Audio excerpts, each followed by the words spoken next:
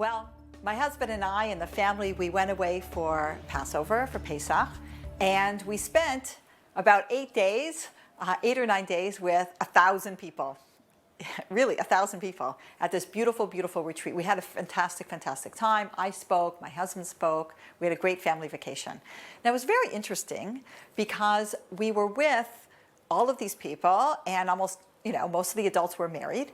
And when was the last time you spent day upon day upon day with a bunch of married couples? Really? So many of the meals were some inside, some outside, and you couldn't help but share tables with people, and even when you're just walking through or hanging out, and you can't help but overhear how people talk to each other. Now, I have to tell you, it was kind of shocking to me how husbands and wives talk to each other. Really. I guess I just don't hang out with a lot of couples, and I don't. It was sort of an anthropological study in marriage.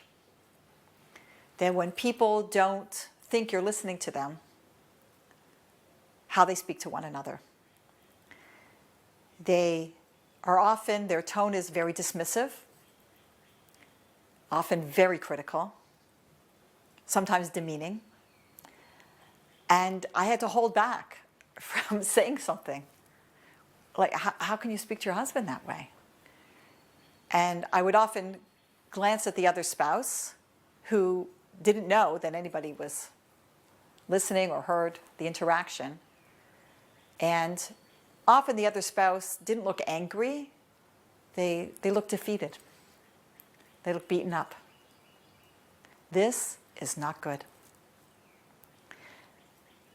I don't know about you, but marriage is a lot of work and it takes a lot of effort.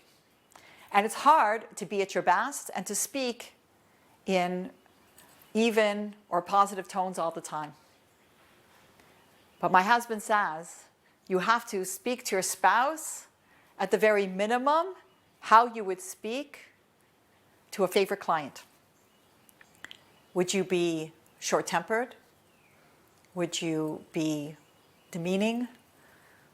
Would you be combative? No. How we speak to the most important people in our lives, our parents, our spouse, our children.